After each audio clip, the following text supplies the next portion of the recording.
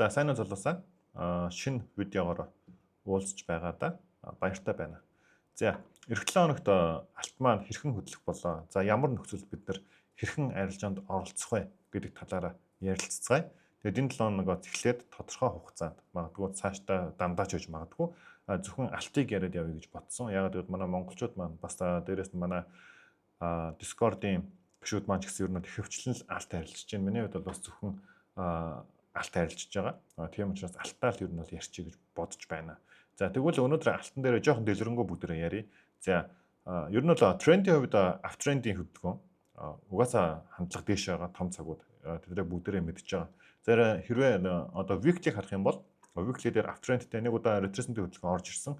За retracement хөдөлгөөн нь болохоор өмнөх одоо оройнуудын дэмжлэгийн зон.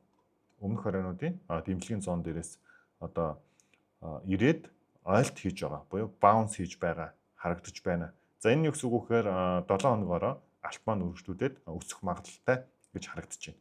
За тэгвэл хэрхэн зурх вэ гэхээр ингэж зурч байна. За тэгэхээр одоо тэгвэл яах вэ?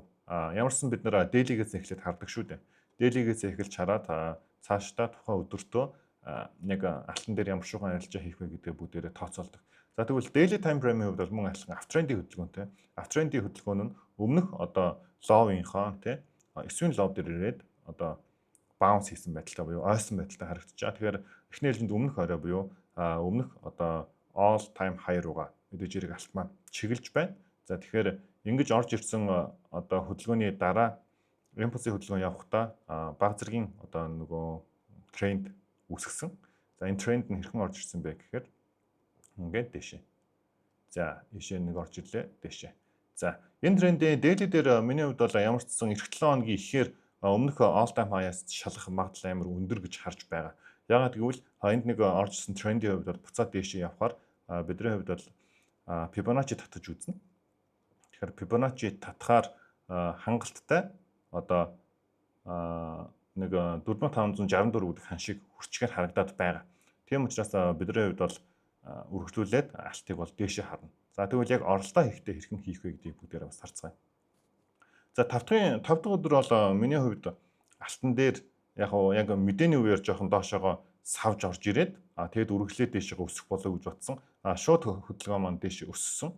За тэгээд өсөөд одоогийн байдлаар 4 цагийн трендийг тэгвэл бүгдээрээ тодорхойлчих. Тренд буюу үндсэн чиглэлийг тодорхойлно гэсэн. За 4 цагийн хувьд бол энэ дээр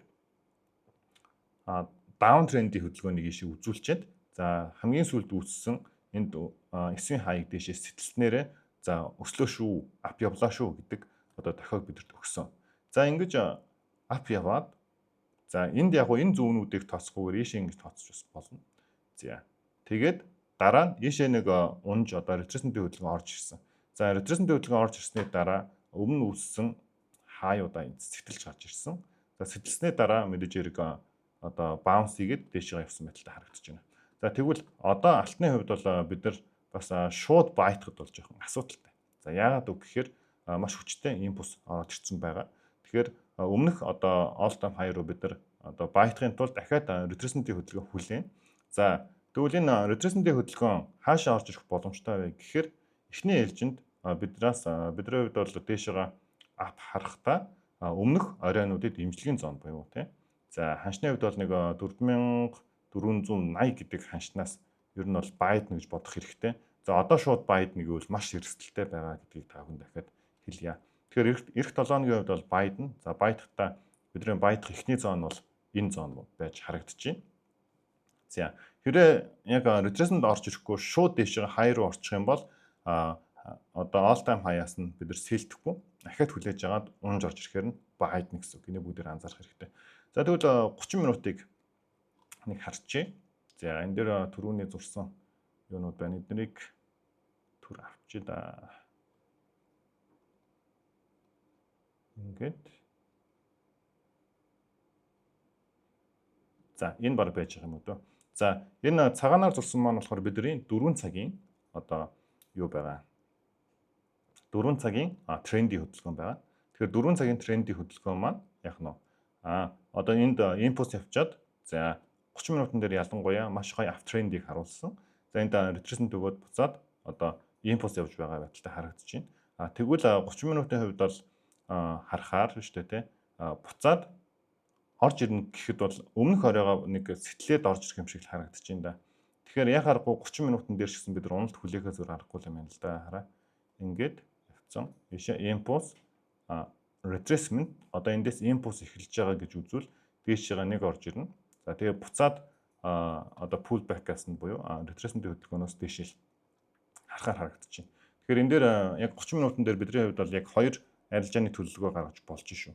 За хэрхэн одоо арилжааны төлөвлөгөө гаргаж ийнэ вэхээр яг одоо байдаагүй хүмүүс бол байтахад амар асуудалтай.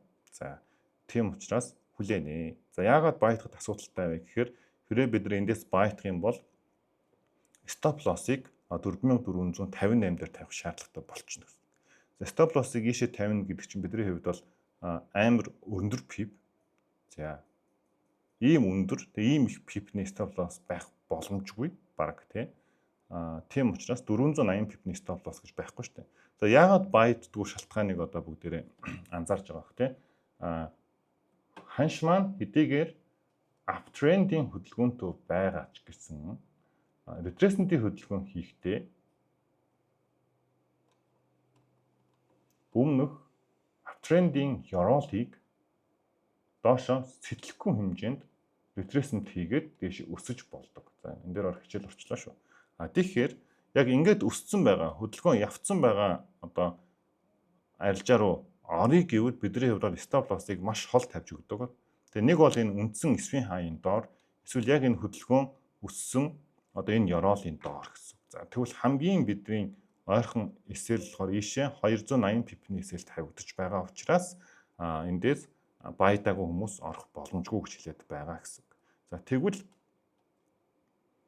тэ байдах боломж нь хизээ бүрдгүү гэхээр яг одоо хөдөлгөөн маань буцаж унж орж ирээд за тэгээд эндээс бусад одоо компромишн маань буцаад ойлаа шүү гэсэн дохио хэрэг өгөх юм бол бид нар эндээс лонг арилжаанд орчих болно.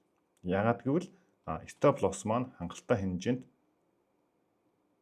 бага байна гэсэн үг тийм ээ. За өмнөх all time high руу их нээлжинд харна тий. За цаашлаад явах нь бас дээшээ харж болно. За ингэж бидний хувьд бол үндсэн компромишн энтрийг хийдэг.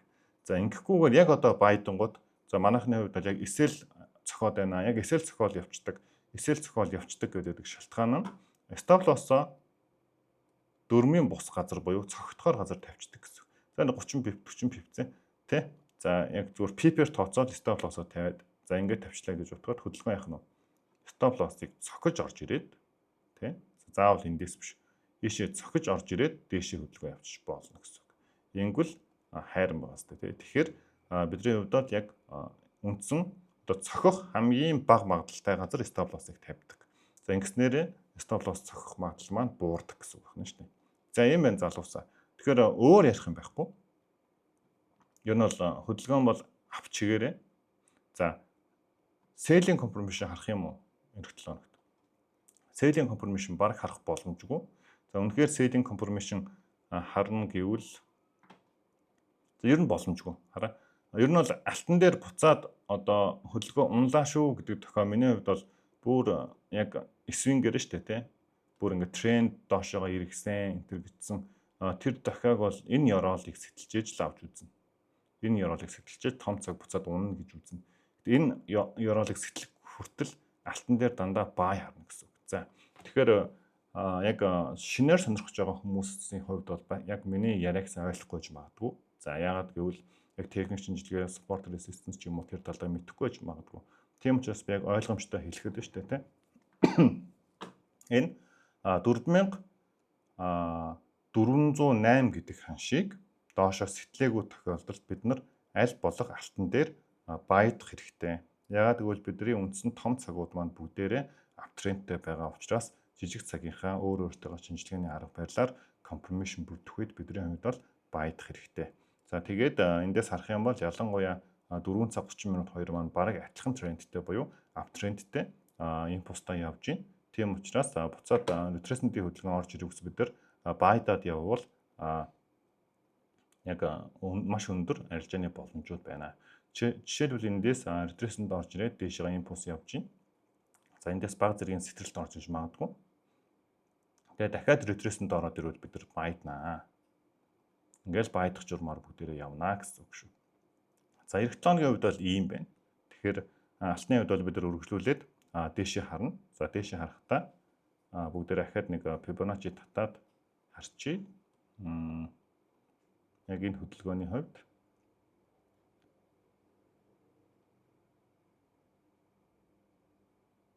би түрүүн чинь яг хэдэн цаг дээр гой татаад маш гой харууллаа. Daily дээр юм. Daily-гээр бүгдээрээ харна. За daily-гээр харахаар за энд орж ирсэн хөдөлгөөн маань хамгийн багадаа эхний ээлжинд 4560 гэдэг ханш руу тэгээд цаашлаад 4599 за 4602 нь бол алтыг харж байна. Тэгэхээр эх 7 хоногт ер нь бол эхний ээлжинд 4606 алтыг харчих юм байна. Тэгээд яг confirmation бүрдвэл байдаад явах нэ. За юм байна залуусаа. Тэгээд эх 7 хоногийнх нь арилжаанд нь бүгдээрэнд нь амжилт хүсье. За түр баяртай.